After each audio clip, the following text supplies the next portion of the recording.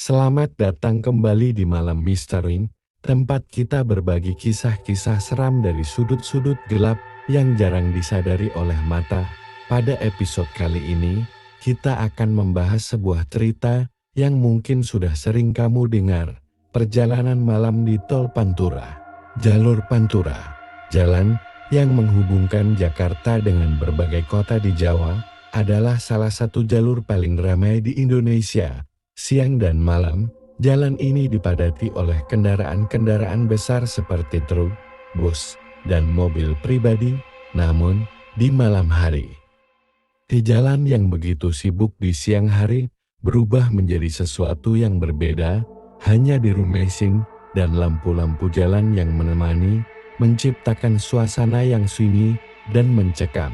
Bagi sebagian orang, Tol Pantura dikenal bukan hanya karena lalu lintasnya yang padat, tetapi juga karena cerita-cerita mistis yang menghantui para pengendara. Malam itu, seorang pengemudi bernama Andi sedang melakukan perjalanan pulang dari Surabaya menuju Jakarta. Jam menunjukkan pukul 2 dini hari. Jalanan terasa sepi, hanya ada beberapa kendaraan yang melintas, seperti pengemudi lain yang sering melalui Pantura di malam hari. Andi sudah mendengar berbagai kisah seram tentang jalan ini, tetapi dia selalu menganggapnya hanya sekadar mitos. Hingga malam itu, semuanya berubah. Monolog dalam hati, suara lelah. Masih jauh juga ya, padahal kalau siang, jalan ini penuh banget, tapi sekarang malah sunyi begini. Andi merasa ada sesuatu yang aneh malam itu. Udara di dalam mobilnya terasa berat, dan pemandangan di luar terlihat semakin gelap meski lampu jalan masih menyala. Dia memutuskan untuk menyalakan radionya, mencari sedikit hiburan untuk mengusir rasa sepi. Tapi anehnya, semua stasiun radio tiba-tiba hanya mengeluarkan suara statis. Andi mencoba memutar tombol radio, tetapi tidak ada perubahan. Lalu tiba-tiba, dari kaca spion belakang, dia melihat sesuatu yang aneh.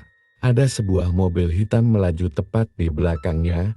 Mobil itu begitu dekat, seolah-olah hendak menyalip, tetapi tak pernah benar-benar melewatinya. Andi dalam hati mulai cemas. Apa-apaan ini?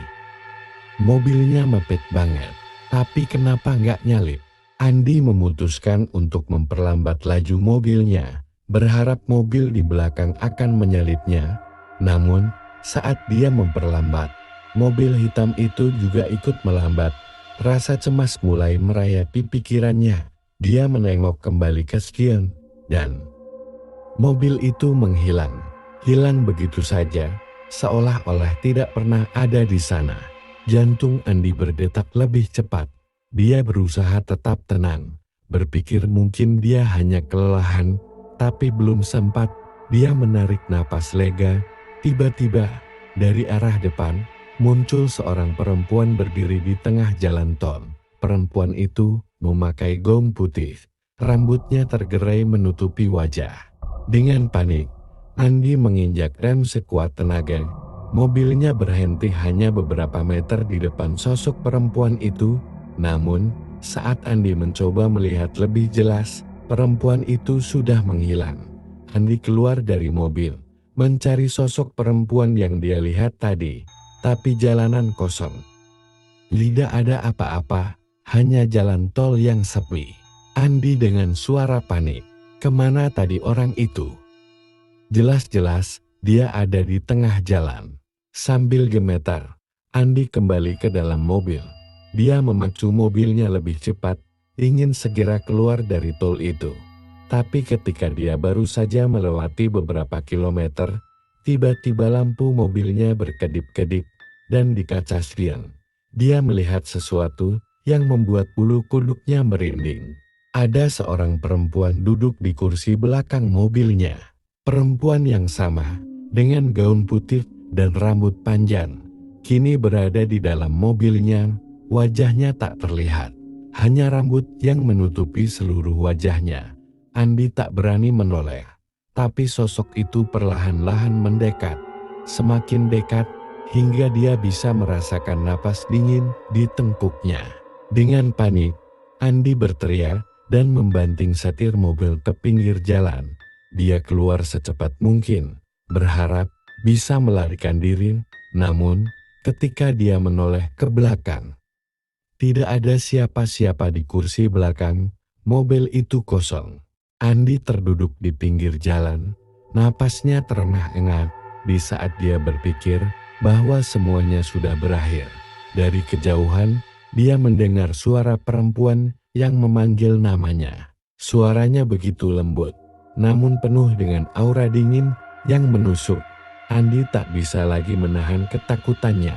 Dia segera kembali ke dalam mobil dan melanjutkan perjalanan dengan secepat mungkin, dan pada akhirnya, setelah beberapa jam yang terasa seperti seumur hidup, dia tiba di pintu keluar tol.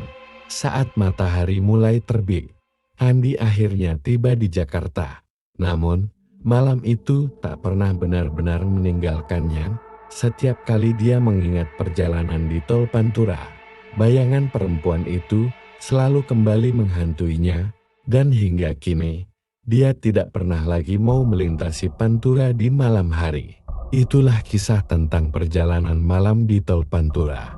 Apakah kamu berani berkendara sendirian di sana saat malam semakin larut? Siapa tahu, mungkin sosok perempuan itu sedang menunggumu di salah satu sudut gelap jalan tol. Terima kasih telah mendengarkan Malam Misteri. Ingat, kadang-kadang apa yang kita lihat di jalan tol di malam hari bukan hanya bayangan. Sampai jumpa di episode berikutnya, dan hati-hati di perjalanan.